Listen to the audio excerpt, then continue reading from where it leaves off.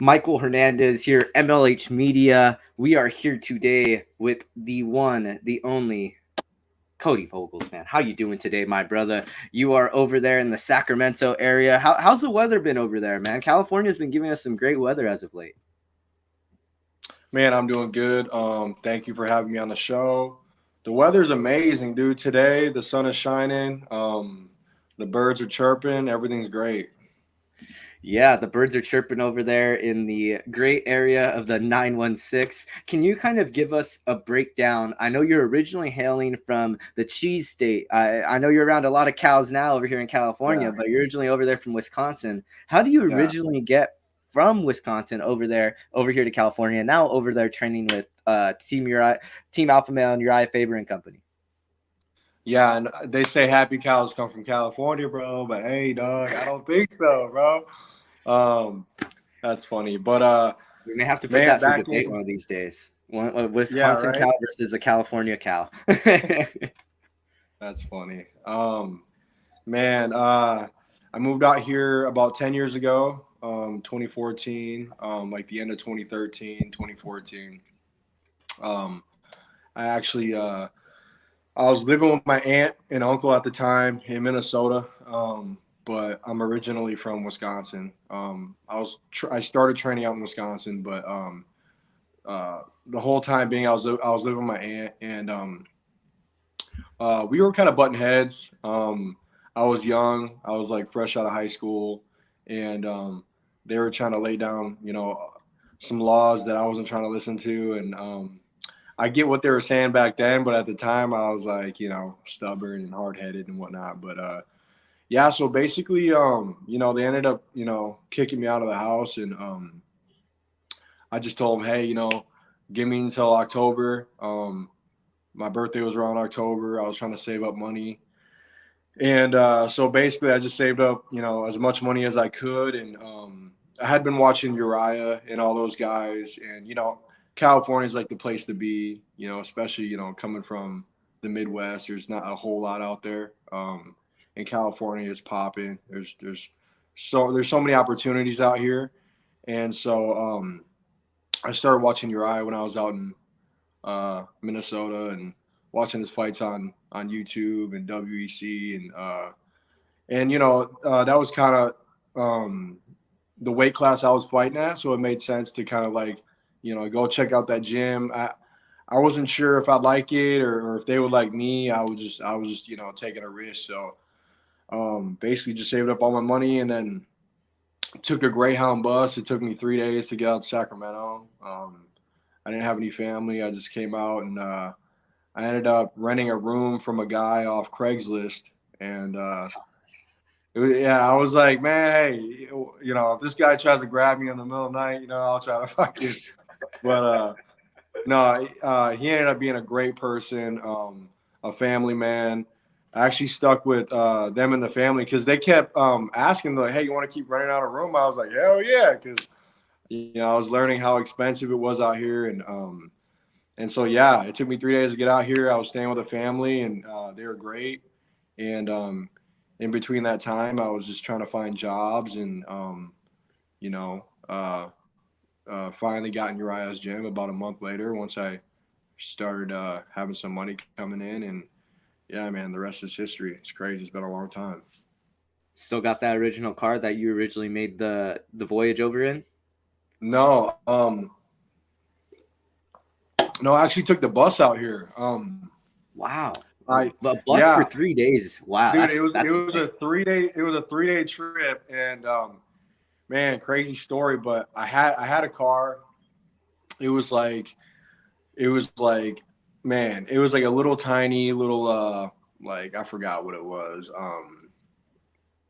It was a tiny little car, man. I love that little thing. It was good on gas, and my uncle had just helped me put in a new transmission. Like we spent like a few days trying to put it in, and it snows out there, and like I was hitting the ramp onto the highway, going a little too fast, and I hit a 360, and right when I hit a 360 and I came back around, a truck just hit me doing like 60, and like it was literally like probably a month after we had just put in the new transmission, and so it totaled the car. So it was a Ford Escort. It was like a little like 4 or 5 speed Ford Escort. It was cool, but yeah, the car was totaled. I was fine. I didn't get injured, thank God.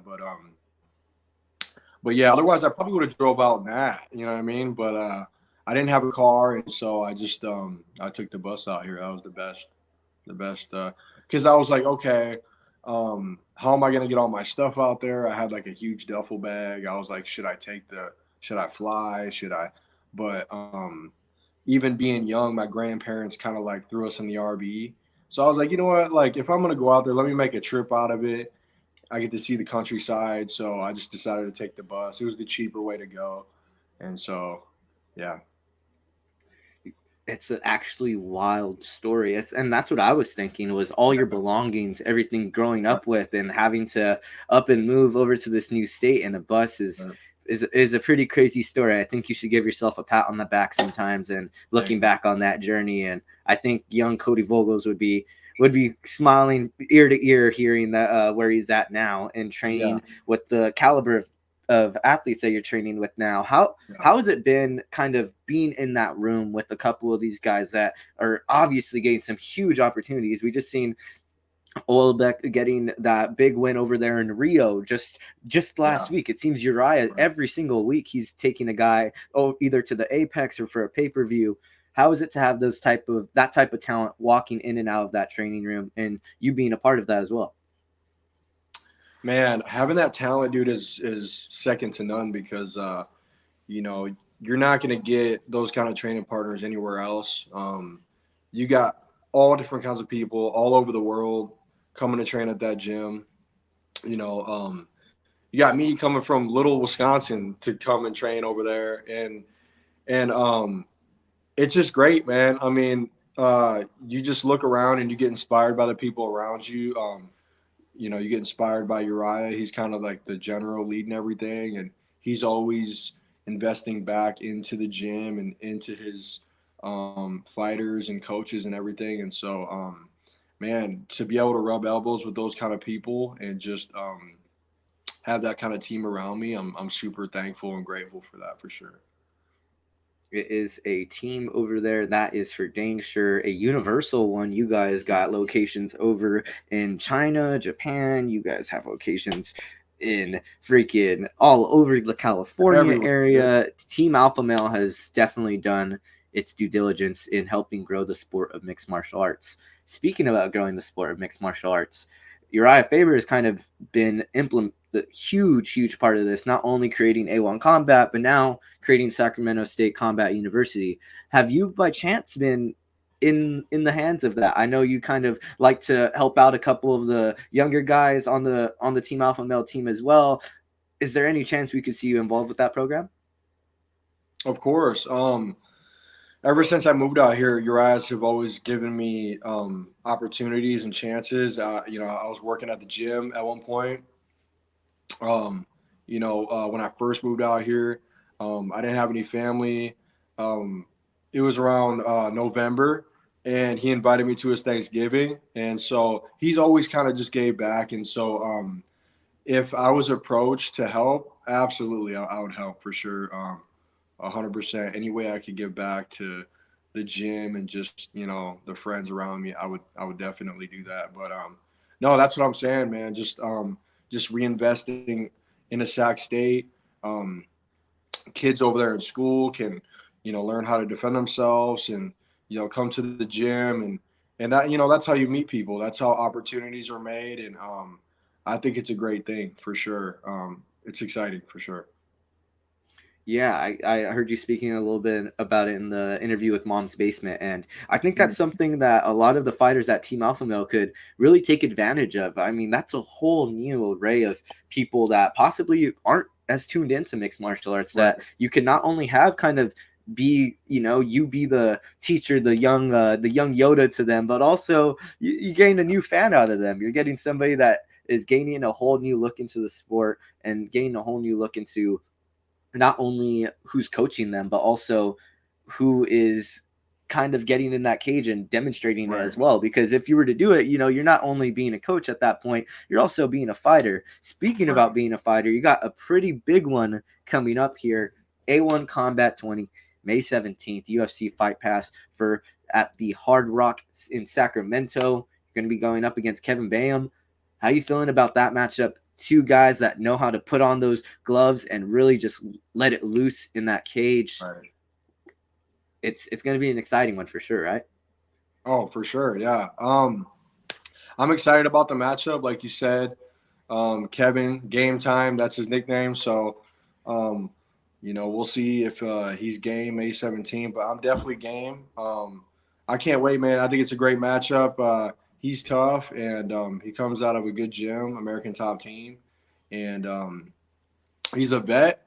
I mean, you guys got like 15, 16 fights, so I'm excited to test myself against somebody like that who's kind of been around, who's been in Bellator, has been, around the scene a little bit. So I'm super excited to go to war with someone like that for sure.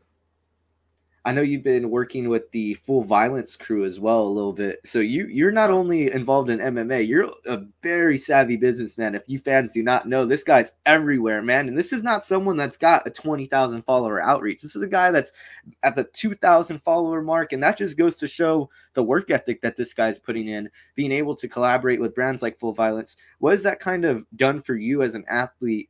And not only the brand Full Violence, but there's been tons of kind of love that you've been getting from all types of MMA outlets and just within the MMA community as well. Thank you, man. I really appreciate that. It's kind of crazy because these kind of opportunities, they didn't come right away. During the Ernie fight, excuse me, during the Ernie fight, I was working full time. I was a full time painter. I was painting residential, commercial buildings, and I actually love that job, man. Those kind of blue collar jobs, guys just doing what they can to put food on the table and stuff like that. So hats off to those kind of guys. But yeah, man. After that Ernie fight, I just talked to the wife and we both agreed that I need to do this full time, and it's kind of like a now or never kind of thing. And so ever since I quit the job, and I left on good terms, but and started focusing on this full time, and I had more free time to kind of collab and network with Full Violence, and really who kind of got my foot in the door is my homie Veer. He's been like a photographer, videographer. He has his own business, Iron Bunny. He's been working with fighters at the gym ever since I pretty much moved out here. But he got my foot in the door with Full Violence, and Full Violence has been great to work with. Um, they've always taken care of me. I actually went out to UFC 300 where we seen each other and um, got to shoot some stuff out there with them, and they've been great. And a lot of opportunities been happening ever since I kind of been working at this full time. And I think it's just having the free time to be able to do those kind of things. Like when you're working full time and you're working 8-10 hours a day, you just don't have that kind of luxury. But yeah, man, I'm super blessed to be working with Full Violence and all the other people I'm working with. It's been great. I know that you've been talking a little bit about that Full Violence, and it was pretty cool finally getting to meet you in person Yeah, over there at UFC 300. I was like, is that him? I couldn't exactly tell, but then it was finally cool yeah. being able to go up to you, getting to talk to the guys a little bit, and also Andre Fili was out there. He was kind of talking to some fans and doing his thing. How is it for you to have Andre Fili, a veteran, somebody that's been war tested in that octagon, also kind of being one of your I seen you guys, it seemed you had a pretty close relationship over there in Vegas and you guys talk about a lot of things. How is it to have somebody like that that's been at that top level, that's been fighting a lot of this top competition, to also be in that training room with you and have a relationship outside of just training? Man, having guys like Andre in the gym are freaking dude, it's second to none. He's an amazing training partner. He's an amazing friend, and just to rewind for a second, moving out here 10 years ago, within that 10-year span, I've had a lot of ups and downs being out here by myself, and thankfully I met my wife, but you know, um, a lot of ups and downs, man, that people don't see, and a lot of times that I wasn't in the gym when I should have been in the gym, and sometimes you can be at the gym with these guys and and barely know each other, but I've made a lot of changes in my life, and I've gotten a lot closer to these guys at the gym, and I've gotten a lot closer to Andre, and he's been great, man. He's savvy on the mic. He was kind of teaching me a thing or two, just how being on the mic and these interviews. This is all kind of new to me, so um, I'm just trying to you know uh, do my best at that. But no, man, guys like Andre, guys like Josh Emmett. I mean, these guys been around forever, and they just inspire me, and they always have. And it's good to have people like that around you, because it's all about who you're around, man. You surround yourself with good people. I believe good things will happen. So That is definitely a very true testament from you. I really like that you said that, good things, you putting in the good things in life, and the good things will happen outside of it. And I do believe that for you. I do think that some good things will be coming your way, especially with that type of energy that you go in the cage with. I mean, anybody that watched that Ernie Juarez fight, like how you were speaking on a little bit earlier, knows that you go in that cage with the vengeance. Like it's an mhm. absolute fun time getting to watch you in the cage. Has that kind of always been what you wanted to be as a fighter? Has been that guy that just bites on the mouthpiece and throws down, or has that style kind of developed over time? And has it kind of just you just been like, hey, I'm gonna go in there and I'm gonna leave it all out there? Man, that's a good question. Coming from a small gym in Wisconsin, dealt with a lot of adversity growing up, man. Raised by a single mom. She was a great mom, but she struggled with alcohol. Dad wasn't around that much. He struggled with alcohol too, and there was a lot of shitty things growing up, but at the same time, there was a lot of great things. But I guess growing up in you know those situations, I don't know. It just kind of made me want to fight for something. I don't know. It was kind of crazy, but when I started training, I kind of always had that kind of like kill or be killed attitude, and I don't know where that came from, but you know, uh, I when growing up, I kind of always wanted to like protect my mom from some of the relationships she was in, and I would throw myself in front of anything to protect her. So I guess that kind of transitioned over to MMA. Like I would, it's kill or be killed. So I don't mind going to war with anybody. So and also I like to put on a show, man. At the same time, a win is a win. You got to get the win, but I know that it's a show, and I like to put on absolute bangers of shows. So that's what you can expect May 17th, an absolute banger for sure. You almost got me a little teary eyed over there, man. I know. That is a place to fight from, man. And I 100% give you the kudos for it. It can be a tough situation growing up in the situation that you're in, but I'm very happy. I'm wishing the best for your mother and the in her battle with alcoholism, as well as your father. That is definitely a place to fight from, and I believe that that's possibly what has also garnered you kind of that support. I think everybody has somebody that they're fighting for, and Right. maybe you fighting for yourself is something in itself for other people, and they're able to put themselves in your shoes. That's just an idea from me. But just a couple of last questions here for you, Kody, before we start getting the waterworks thrown out of me here, man. But really, really insightful conversation, and really great getting to speak to you before this big fight against Kevin Boehm. But and kind of speaking a little bit about the featherweight title picture and just the overall landscape at A1 Combat, just previously fighting for Ernie Juarez for the title, And now you're going into this matchup against Kevin Boehm, somebody that fought Jacob Morales, another top featherweight in the California scene. Where do you think you would lie with the victory here over Boehm? And you could kind of give your I guess your guess if what way you are able to finish the fight, or if what way the fight goes. But if you see yourself coming out of there unscathed on May 17th, where do you think Kody Vogels goes next? I think Kody Vogels goes to the Contender Series. That's what I'm hoping. That's what I want. Even after that fight with Ernie, we're still in a pretty good position, just based off like the fighting style and stuff like that.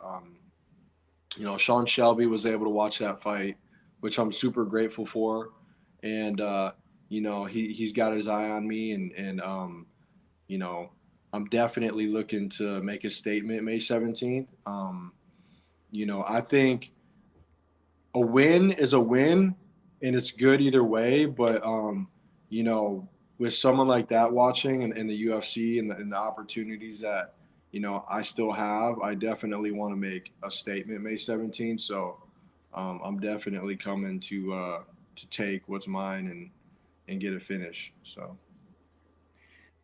Hey, well, I think that the fight fans will be very excited no matter what the outcome is, with both of you guys going into that cage. It is going to be a certified barn burner. I guarantee you, fight fans, if you are not doing anything May 17th, make sure that you are tuning in UFC Fight Pass. Or if you are in the California area, make that drive over there to the Sacramento area, go visit the capital, and then go watch some crazy fights over there at the Hard Rock in Sacramento. I promise you will not be disappointed. And Kody, any last words, anything that you wanted to kind of get off your chest? I know you got tons of people that support you. You got tons of people that help you out in fight camp. Any final words from Kody, the classic man Vogels, right? Yes, sir. Yes, sir. Thank you. First and foremost, thank you for the opportunity for having me on the show and just telling people a little bit about who I am. Just kind of going back to the whole the growing up and the struggles with my parents, dealing with alcohol. My dad has been recently sober, and my dad, um, he's changed his life and he's turned his life around. So I want to give him that credit. And for a long time, man, we butted heads, and I really didn't like him. But you know, um, if anybody's watching and they're holding on to something that's they're holding on to hate or anger, I would just say, just forgive that person, because holding on to that kind of hate and anger is only gonna weigh you down. And forgiving somebody and moving forward, that's the best thing you can do. And me and my dad's relationship is a lot better these days. Just wanted to give him that credit. But other than that, I just wanted to give my sponsors a shout out: Full Violence, um, Pierce Labs, Carol's Restaurant. Carol's Restaurant is in West Sacramento. When I first moved out here, I was looking for a job. It's like a little old school diner, and I just walked in there one day, and I was telling the guy about my story and stuff like that, and he ended up giving me a job when I needed it. I didn't have any money, and so shout out to Carol's Restaurant. I was out there washing dishes, humble beginnings, and shout out to OK Tire out in Sacramento, Auburn Boulevard. They've been great to me and the wife. We've been going there for 5 years, and their service is above and beyond, man. Say you got an oil change and you got to wait there for a little bit, they'll give you a ride home on their own dime, and the list goes on and on. But thank you so much for uh, everyone who supports me, my friends, my family, my teammates. I appreciate you, man. It's good talking to you, and tune in May 17th as I try to shut someone's lights off. So. I will be there backstage talking to the winners. I'm very, very excited to be over there. A1 Combat 20, a milestone for Uriah Faber's A1 Combat as it all looks to culminate May 17th. Make sure, fight fans, that you are going to be watching. Michael Hernandez of MLH Media, and we are going to be signing out over here in sunny San Luis Obispo, California, with my guy over there up north in the 916 in Sacramento, Kody Vogels, over there out of Team Alpha Male. Thank you for your time today, my brother. Thank you, brother.